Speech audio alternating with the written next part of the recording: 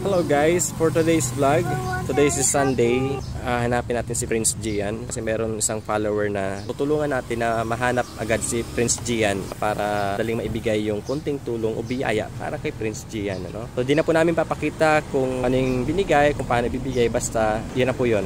Magbibigay ng biyaya yung isa nating follower. Di ko alam kung pwede magpakilala, kung gusto magpakilala ni Idolens sa inyo. So mamaya malalaman natin pag nagkita na kami. Tara, kasama natin si Yazzer Vlogs. Siyempre kasama natin yung magbibigay ng biyaya. Pwede kayo magpakilala, ma'am? Ayun na lang, ayun o. Hello. And so, papunta kami ngayon sa bahay ni Prince Gian para iabot yung biyaya. Bahay na lang nila ibibigay sa pamilya. Diba? So, meron siya dito, marami, iba-iba. Yo, what is up guys? Good day everyone. Update guys, nagkaroon tayo ng konting pinagkaabalahanan today. Pagkakaroon ng pag-assist dun sa isang magbibigay ng konting biyaya kay Prince Gian. So yun, nakarating doon sa bahay nila. Di ko kasi nakita sa dagat si Prince Gian. Kaya pinuntahan namin sa bahay nila.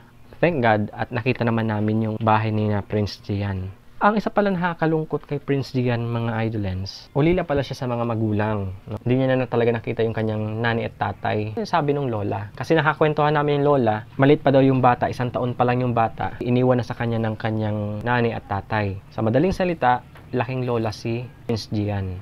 At ngayon, isa sa mga ginagawa niya para makatulong din sa kanilang pangangailangan ay yung magtinda ng pako. Alam niyo po, yung kaninang pagpunta ni Ma'am Jovel, yan, si Ma'am Jovel, shout out po sa iyo. Isang malaking biyaya para sa kanila kasi isipin mo yung pasingko-singko na sabi ni Prince Gian pambili ng bigas. Meron na silang biyaya, may bigas na. May mga kunting pandagdag ulam na galing kina Ma'am Jovel. So saludo sa mga tulad ni Ma'am Jovel at yung ilan pa mga tumulong before. Malaking bagay po yun sa bata. At grabe po yung pasasalamat nung lola. So hindi na po ako nag-video, hindi na po kami nag-video. Nagkaroon na lang po kami ng selfie. Ginagawa ko tong video para update po na talagang meron pong mabuting bagay, meron pong mabuting dinudulot yung pagkaroon ko ng konting kwentuhan kay Prince Gian. Saan may mga naantig ang puso, meron nakakita at nagbigay. So salamat po at sa mga tutulong pa, patuloy kayong pagpalaan ng Lord. At lalo na kay Ma'am Jovel, pagpalain ka na Lord, saludo po.